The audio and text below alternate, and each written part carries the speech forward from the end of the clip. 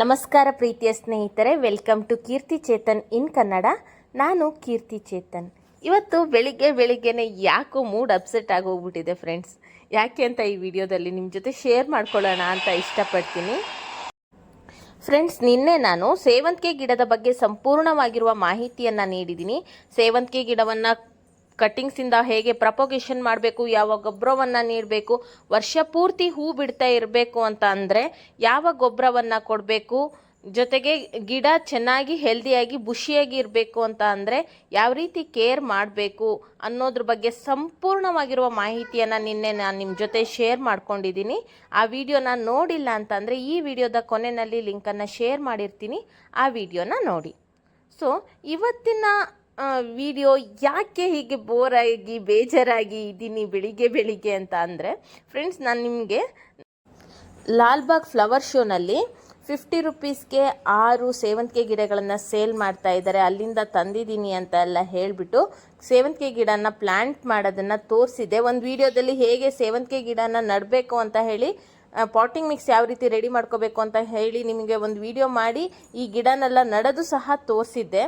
ನೋಡಿ ಫ್ರೆಂಡ್ಸ್, ಹೇಗೆ ಮೋಸ ಮಾಡ್ತಾರೆ ಅಂತ ಅಂದರೆ, ನಾನು ನಟ್ಟಿದ ರೀತಿಯೆಲ್ಲ ತುಂಬ ಚೆನ್ನಾಗಿದೆ, ಪ್ರತಿ ಗಿಡದಲ್ಲೂ ಸಹ ಮೊಗ್ಗಾಗಿದೆ. ಅವರು ಕೊಡುವಾಗ ಏನು ಹೇಳಿದರು ಅಂತ ಅಂದರೆ, ಇದು ಒಂದೊಂದು ಗಿಡನೂ ಬೇರೆ ಬೇರೆ ಕಲರು, ನಾನು ಎಲ್ಲದರಲ್ಲೂ ಬೇರೆ ಬೇರೆ ಕಲರ್ದು ಗಿಡ ಹಾಕಿದ್ದೀನಿ ಅಂತ ಹೇಳಿದರು. ಅಫ್ಕೋರ್ಸ್ ಅವ್ರು ತಗೊಂಡಿರೋ ದುಡ್ಡೇನು 6 ಗಿಡಕ್ಕೆ ದೊಡ್ಡದಲ್ಲ, ಬಟ್ ಗಿಡ ಎಲ್ಲ ಒಂದು 2 to 3 ಇಂಚಸ್ ಉದ್ದ ಇತ್ತು ಅಷ್ಟೇ. ಏನು ತುಂಬ ದೊಡ್ಡ ಗಿಡಗಳನ್ನು ಅವ್ರು ಸೇಲ್ ಮಾಡ್ತಾ ಇರಲಿಲ್ಲ. ಒಂದು ನಂಬಿಕೆ ಮೇಲೆ ಪ್ರತಿ ಗಿಡದಲ್ಲೂ ಬೇರೆ ಬೇರೆ ಕಲರ್ದು ಹೂವಾಗುತ್ತೆ ಅನ್ನೋ ಒಂದು ನಂಬಿಕೆ ಮೇಲೆ ನಾನು ಆ ಗಿಡಗಳನ್ನು ತೊಗೊಂಡು ಬಂದು ನಟ್ಟಿದ್ದೀನಿ. ಫ್ರೆಂಡ್ಸ್, ನೋಡಿದ್ರೆ ಅಷ್ಟು ಗಿಡನೂ ಸೇಮ್ ಕಲರ್. ಒಟ್ಟು ಏನು 2 ಪ್ಯಾಕ್ ತಂದಿದ್ದೆ ನಾನು 50 ರುಪೀಸ್ದು, ಅಷ್ಟು ಗಿಡನೂ ಸೇಮ್ ಕಲರ್.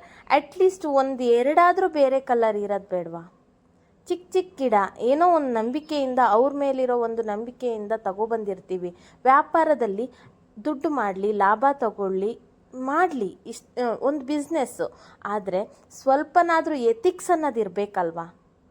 ನೋಡಿ, ಅಷ್ಟೂ ಯೆಲ್ಲೋ ಕಲರ್ ನಾರ್ಮಲ್ ಗಿಡ, ತುಂಬಾ ಬೇಜಾರಾಗೋಯ್ತು. ಅಟ್ಲೀಸ್ಟು ಅದೇ ದೊಡ್ಡ ಗಿಡ ಮಾಡಿಬಿಟ್ಟು ಇಲ್ಲ ಒಂದೇ ಕಲರ್ದಂತ ಸೇಲ್ ಮಾಡ್ಬೋದಾಗಿತ್ತಲ್ಲ. ಓಕೆ, ಬೇಜಾರಾಗೋಗ್ಬಿಡ್ತು. ಅಟ್ಲೀಸ್ಟ್ ಒಂದೆರಡಾದ್ರೂ ಒಳ್ಳೆ ಕಲರ್ ಇರಬೇಕಿತ್ತಲ್ಲ, ಇದು ಏನು ಹಿಂಗೆ ಮಾಡಿಬಿಟ್ರು ಅಂತ ಹೇಳಿ. ಓಕೆ, ಪರವಾಗಿಲ್ಲ, ಏನೋ ಒಂದು ಗಿಡ ಗಾರ್ಡನಲ್ಲಿ ಬೆಳೀತಾ ಇದೆ ಅಂದ್ಕೊಂಡು ಸಮಾಧಾನ ಮಾಡ್ಕೊಳ್ತೀನಿ. ಬಟ್ ಬಿಸ್ನೆಸ್ ಮಾಡಿ ಒಂದು ಎಥಿಕ್ಸ್ ಇರಲಿ ಅನ್ನೋದು ನನ್ನ ಆಸೆ. ಒಂದೋ ಎರಡೋ ಗಿಡ ಬೇರೆ ಕಲರ್ದು ಅಥವಾ ಸೇಮ್ ಕಲರ್ದು ಇದ್ದಿದ್ರೆ ಒಂದು ರೀತಿ ಇರ್ತಾಯಿತ್ತು. ಇದು ಎಲ್ಲನೂ ಒಂದೇ ಕಲರ್ದು ಅಂದಾಗ ನಮಗೂ ಬೇಜಾರಾಗತ್ತೆ ಅಲ್ವಾ? ಅಮೌಂಟ್ ಚಿಕ್ಕದಿರ್ಬೋದು, ಇದು ಮ್ಯಾಟ್ರ್ ಅಲ್ಲ, ಬಟ್ ಇದು ಫೀಲಿಂಗ್ಸಿಗೆ ಸಂಬಂಧಪಟ್ಟಿರೋ ವಿಷಯ. ಎಲ್ಲ ಬೇರೆ ಬೇರೆ ಕಲರ್ದು ಇರುತ್ತೆ ಅನ್ನೋ ಒಂದು ಖುಷಿನಲ್ಲಿ ನಾವು ಗಿಡನ ಬೆಳೆಸಿರ್ತೀವಿ. ಎಲ್ಲ ಒಂದೇ ಕಲರ್ದಿದ್ದಾಗ ನಮಗೂ ಬೇಜಾರಾಗತ್ತಲ್ವ? ಈ ಫೀಲಿಂಗ್ಸಿಗೆ ಸಂಬಂಧಪಟ್ಟಿರೋ ವಿಷಯ.